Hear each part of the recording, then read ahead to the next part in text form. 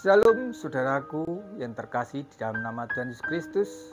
Di kesempatan yang indah ini saya akan membawakan renungan firman Tuhan dengan tema apa tujuan hidupmu? Saya ulangi lagi, apa tujuan hidupmu? Mari kita baca di dalam Injil Lukas pasal yang ke-12. Ya, Injil Lukas pasal ke-12 ayat ke-13 sampai 21. Saya bacakan begini.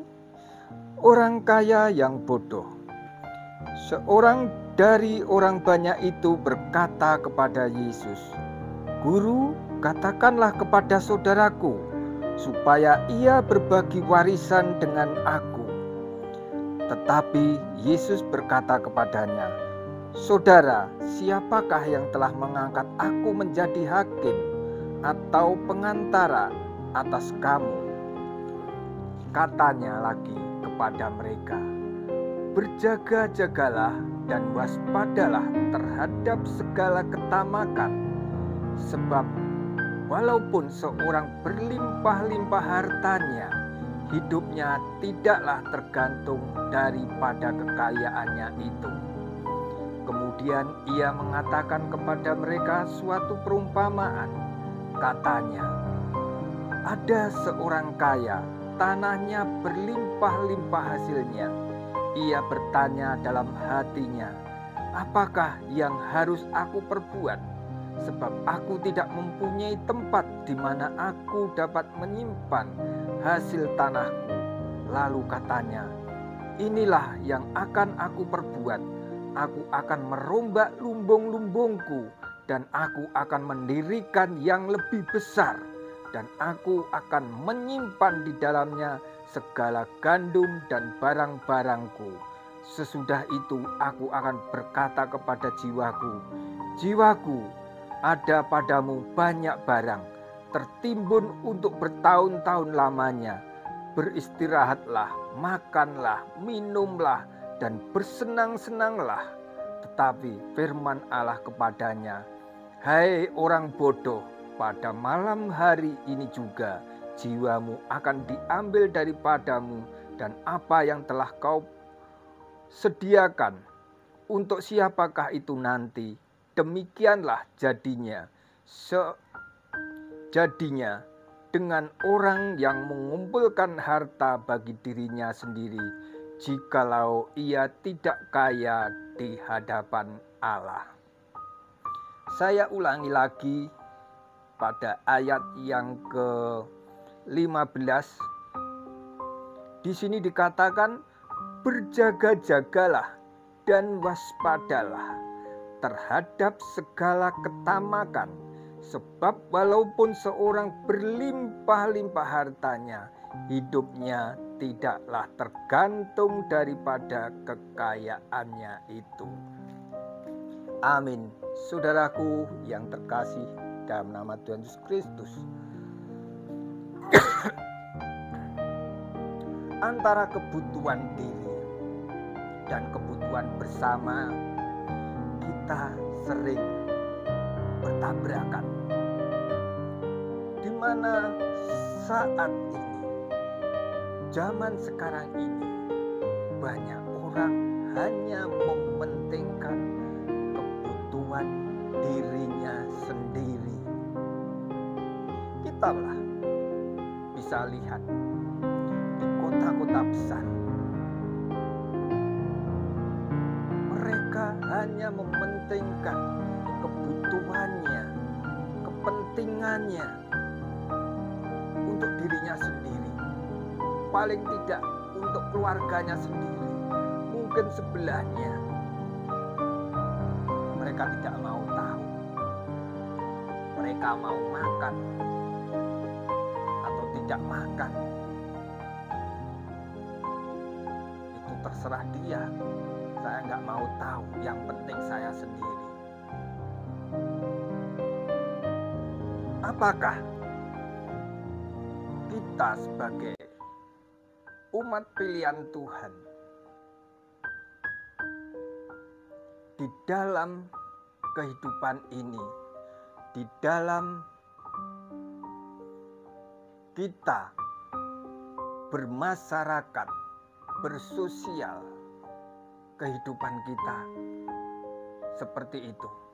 Kita semau gua gak mau tahu dengan keadaan orang lain. Sebenarnya Tuhan menginginkan dalam kehidupan kita ada suatu keseimbangan untuk kebutuhan kita pribadi, juga untuk kebutuhan keluarga, untuk kebutuhan sesama. Kalau kita baca di dalam kitab Lukas tadi, di situ kita mendapati seorang, katakanlah seorang pemuda. Dia menginginkan suatu hartanya supaya dibagi-bagi. Saudara, kalau kita ingat firman Tuhan dikatakan, di mana hatimu berada, di situ hartamu berada. Atau terbalik, di mana hartamu berada, disitulah hatimu berada. Artinya apa? Apa yang kita pikirkan selama ini di dalam kehidupan kita sehari-hari, itulah isi hati kita, itulah harta kita. Mungkin kalau kita mempunyai pemikiran jahat, kita berkonspirasi, mungkin apa ya, seumpama kita di kantor, apa ya yang bisa saya ambil, apa yang bisa saya korupsi. Disitulah harta kita, pikiran kita berada. Itulah hak milik kita. Jiwa kita itu keadaannya. Tetapi firman Tuhan kali ini, di mana apa tujuan hidup kita ini? Apa tujuan hidup saudara? Kalau kita membaca di dalam firman Tuhan tadi, Tuhan Yesus mengatakan, saudara, siapa yang mengangkat saya sebagai hakim?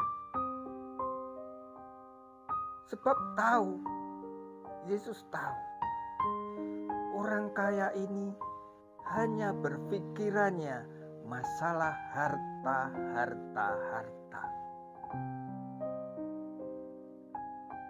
Seperti zaman sekarang, orang yang dipikirkan hanya masalah harta, masalah perut, masalah harta, tahta, itulah kenyataannya.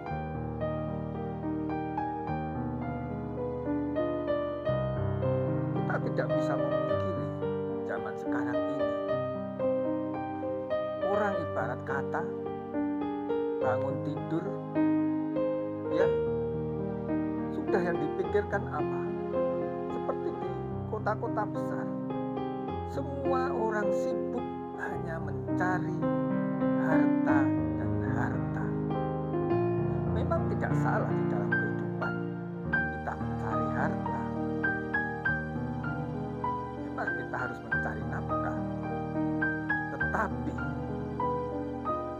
pernahkah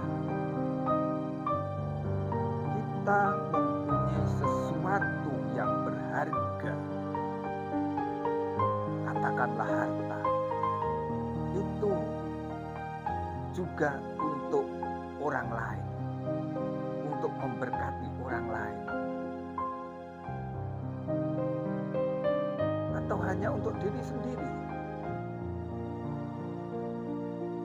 Saudara, sangat banyak orang-orang ya, sebelum dia itu dikatakan mempunyai harta yang banyak, mereka mempunyai mempunyai angan-angan yang luhur, yang luar biasa bagi.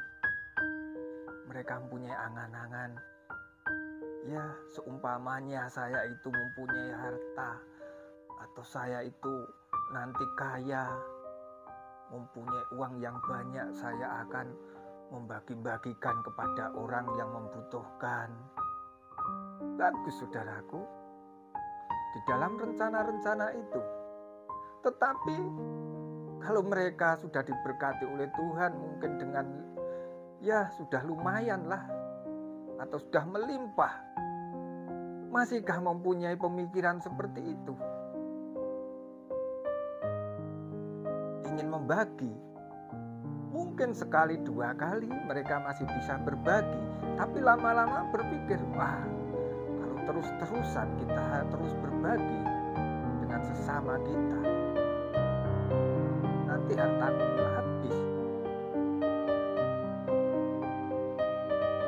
Ya bisa dikatakan tidak habis lah, tetapi tidak tambah-tambah, karena hanya untuk ngasih orang terus.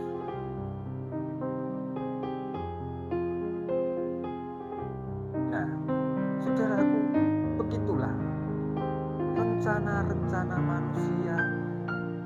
Awal mulanya mereka itu sangat bagus, tetapi perjalanannya mungkin mereka sudah mapan makmur, kadang-kadang lupa.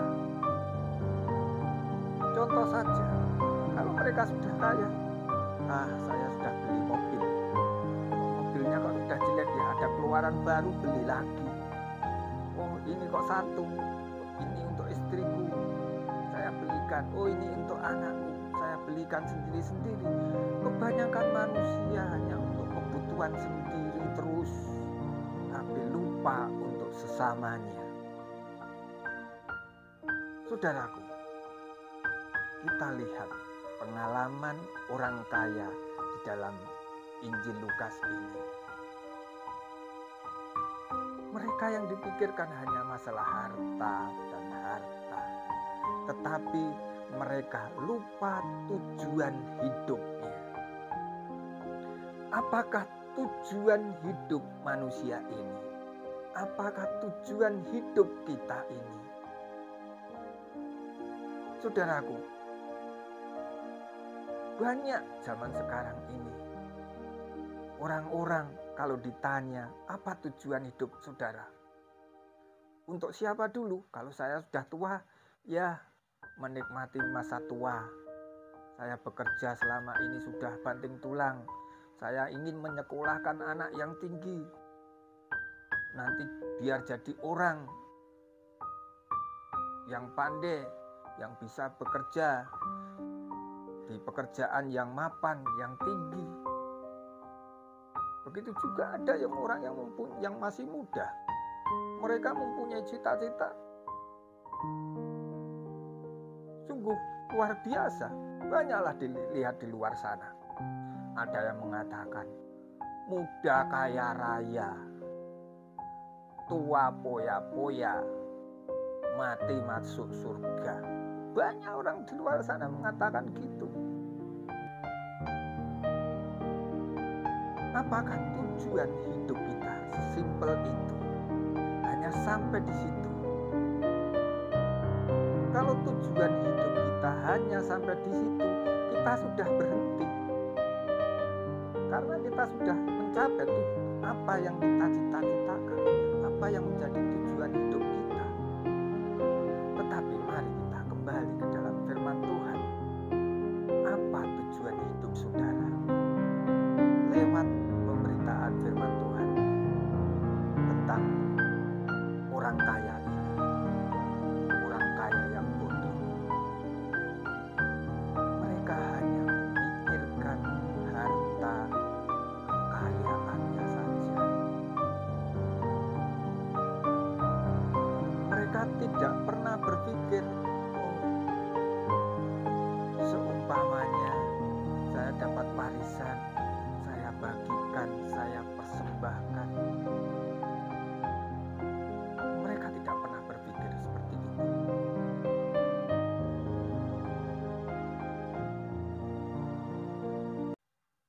seperti firman Tuhan ini, di mana Yesus berbicara tentang suatu perumpamaan.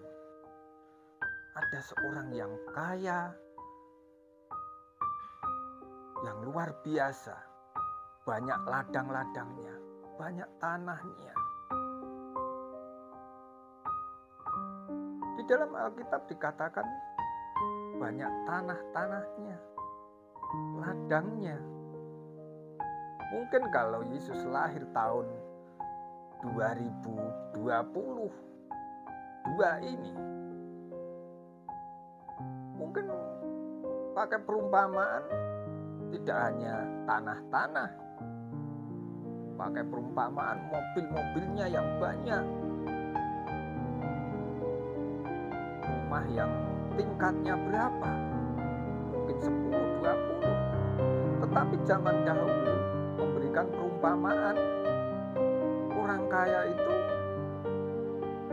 tanah-tanahnya luas, banyak ternak-ternaknya, mungkin banyak harta benda, mungkin emas, mungkin perak atau berlian, seperti itu. Di situ dikatakan karena kekayaannya, maka dia mempunyai cita-cita, mempunyai program dalam hidupnya. Karena tanahku banyak menghasilkan gandum, maka lumbung-lumbungku sudah tidak muat lagi, maka aku akan membuat lumbung yang lebih besar lagi. Memang menurut hukum manusia itu tidak salah. Sebab apa, saudaraku? Kalau kita menabung sedikit demi sedikit, dikatakan akan menjadi bukit. Seperti orang yang kaya ini sudah melimpah-limpah, sudah punya banyak, yaitu gudang-gudangnya untuk menyimpan gandumnya. Mereka masih mempunyai keinginan, ingin buat yang lebih besar lagi. Mungkin dikatakan ibaratnya ya mempunyai gudangnya, tempat gandum itu 10 kali 10 meter persegi. Sudah tidak muat, buat lagi. Karena kekayaannya ditumpuk, maka dia mempunyai keinginan lebih lebar lagi, lebih luas lagi. Memang tidak salah. Tetapi manusia kalau sudah merasa dirinya itu nyaman karena kekayaannya, karena limpahnya, mereka melupakan Tuhan. Mereka melupakan sesamanya. Saudaraku, kita lihat saja. Memang tidak semuanya seperti ini. Kita lihat orang kaya itu semuanya kalau berkumpul, mempunyai komunitas, bergaulnya itu pasti dengan orang-orang yang kaya. Kalau dia itu bergaul dengan orang-orang yang ya mungkin rendah-rendahan ekonominya, mereka gengsi. Nanti dilihat temanku, mungkin dilihat kolegaku, malulah. Itulah watak manusia zaman sekarang. Zaman sekarang manusia banyak dibutakan oleh keinginan mata, keinginan materi. Tetapi mereka lupa yaitu tujuan hidupnya. Saudaraku, di mana perumpamaan ini Tuhan Yesus mengatakan orang yang kaya ini ingin membuat lumbung-lumbung yang besar lagi, gudang-gudang yang besar lagi. Mereka kalau sudah terlalu banyak hartanya, mereka bisa sudah nggak usah bekerja. Mereka tinggal bersenang-senang, mereka tinggal berpoya-poya, mau pergi kemana sudah tersedia, sudah tidak repot-repot lagi. Sebenarnya kalau kita baca dalam Alkitab ini, kita tidak mendapati yang salah. Tetapi satu yang kesalahan dari orang kaya ini, orientasinya hanya egonya sendiri, untuk kepentingannya sendiri. Mereka tidak pernah melihat ke kanan ke kiri, mereka tidak pernah melihat ke bawah. Tuhan ingin kalau kita diberkati dengan limpah, itu bukan untuk kita pribadi, tetapi kalau Tuhan memberkati, kita juga harus bisa memberkati orang lain. Itulah keinginan Tuhan.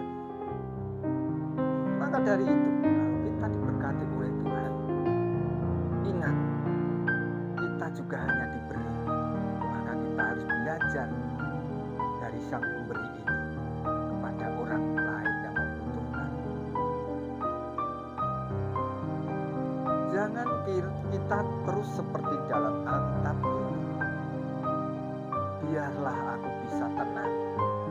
Ibarat kata, aku tidur bisa nyenyak. Aku ingin apa bisa. Aku bisa bersenang-senang, berpoya-poya, bisa berpesta, mau pergi kemanapun. Sudah tercukupi. Saudaraku, kita kembali dalam firman Tuhan tadi. Di situ dikatakan, mari kita baca. Dikatakan, hai engkau orang bodoh, pada malam ini juga jiwamu akan diambil daripadamu, dan apa yang telah kau sediakan untuk siapakah itu nanti? Saudaraku, itulah firman Tuhan. Dikatakan, hai kamu bodoh, hai kamu orang bodoh. Bukan kita tidak boleh kaya,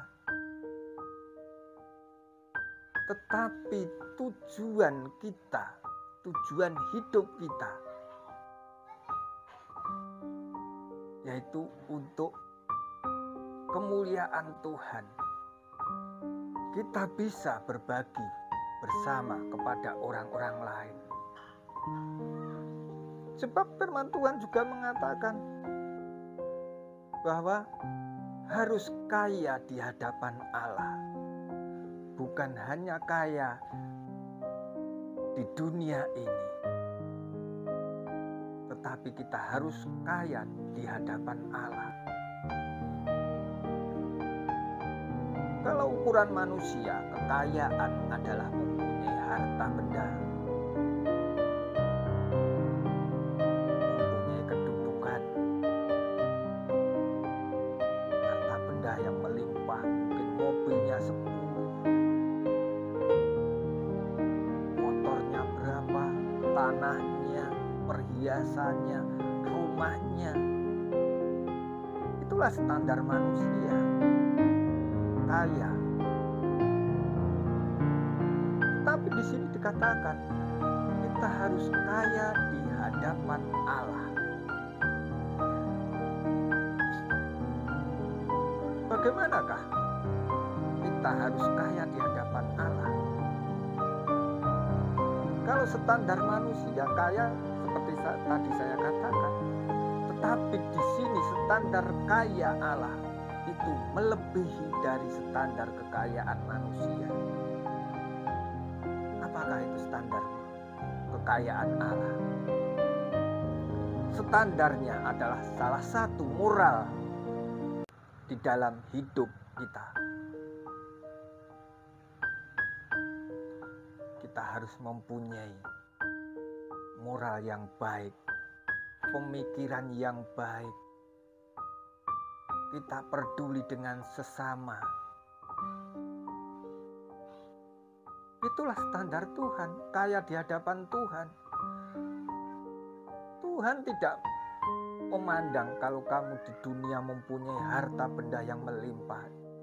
Mungkin saudara mempunyai emas 5 ton. Itu di hadapan Tuhan adalah sampah. Tetapi Tuhan ingin melihat kekayaan, yaitu hati saudara. Apakah kita selama ini mempunyai kekayaan hati?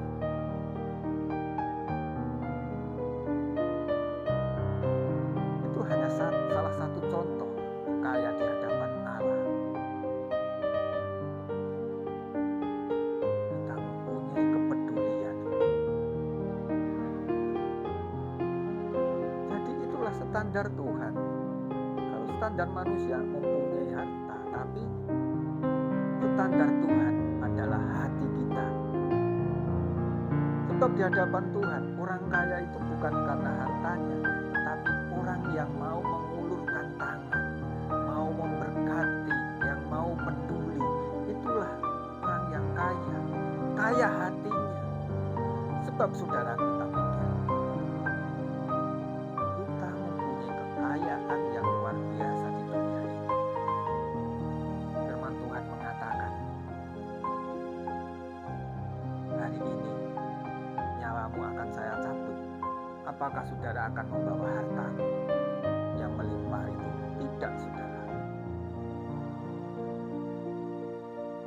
Mungkin kalau orang Jawa mengatakan, kamu hanya dikasih kain mori, ya, kain mori 2 meter.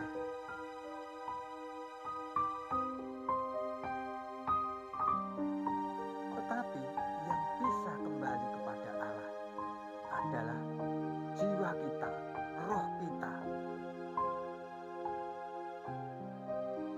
Maka dari itu saudaraku, mari selama kita hidup di dunia ini, tujuan hidup kita apa?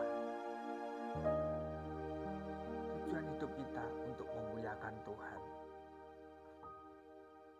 Kita bisa memberkati sesama kita. Itulah yang diminta Tuhan lewat firman Tuhan hari ini. Saudaraku, saya ingat cerita orang kaya mempunyai pabrik yang luar biasa besar, ya saudaraku. Saya tidak menyebutkan namanya. Dia buat pabrik lagi yang baru berapa puluh hektar saja. Tetapi nyawanya saat itu diambil oleh Tuhan. Ya, dia mati. Pada waktu meninggalnya itu, karena dia orang kaya, seorang bos besar yang punya perusahaan internasional kelasnya, matinya dia dinaikkan ke ambulan, dia diputar-putarkan di pabrik-pabriknya. Ini loh pabrik, oh ini loh pabrik. Seperti itu. Memangnya orang udah meninggal, orang udah mati, dia bisa melihat? Tidak, saudara. Kalau kita meninggal tidak membawa apa-apa, yang kita bawa kepada Tuhan hanyalah hati kita.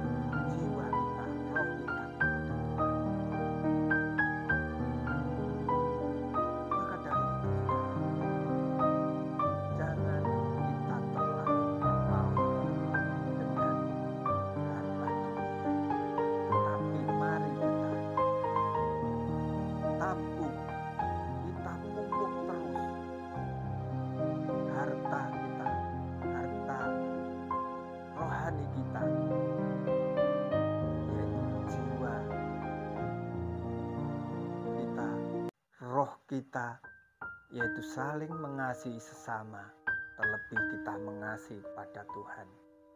Itulah yang berkenan di hadapan Tuhan. Saudaraku, di mana hartamu berada, di situ jiwamu pun berada. Maka dari itu, saudaraku, mari kita arahkan mata kita arahkan hati kita arahkan batin kita, pikiran kita kepada Tuhan. Karena Tuhan itulah tujuan hidup kita. Sebab kita mati akan kembali kepadanya. Tetapi firman Tuhan mengatakan, kalau kita itu terlalu yaitu terfokus di dalam dunia ini masalah harta, kita akan tertinggal. Selama kita bisa memberi, kita bisa memberkati. Mari kita belajar memberkati orang lain. Itulah yang berkenan di hadapan Tuhan. Karena segala berkat, kemurahan, anugerah Tuhan telah limpah kepada kita, kita juga harus memberikan berkat-berkat itu, berkat kasih kepada sesama. Itulah yang diminta Tuhan. Jangan sampai kita hidup di dunia yang saat ini penuh dengan persaingan yang tidak sehat. Kita ikut-ikutan, terus cari harta, cari duit terus, tetapi melupakan Tuhan. Kita bukan tidak boleh mencari duit, tetapi jangan pernah melupakan Tuhan. Tuhan sudah mengatur setiap berkat-berkat kepada kita semua. Maka dari itu kita tidak usah terlalu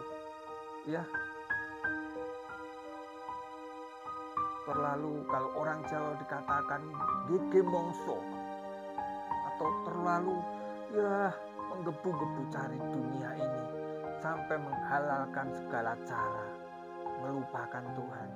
Itulah yang Tuhan tidak suka. Makanya firman Tuhan, kalau hati kita hanya terpaut kepada masalah harta dunia, dan kita mengandalkan segala-galanya karena kedudukan kita, harta, maka Tuhan tidak berkenan. Tuhan akan mengatakan, hari ini juga nyawamu aku ambil. Kita bisa apa, saudara? Maka dari itu, mari kita belajar tujuan hidup kita, yaitu memuliakan Tuhan dan memberkati sesama. Itulah kurban yang berkenan di hadapan Tuhan. Terima kasih. Tuhan Yesus memberkati. Amin.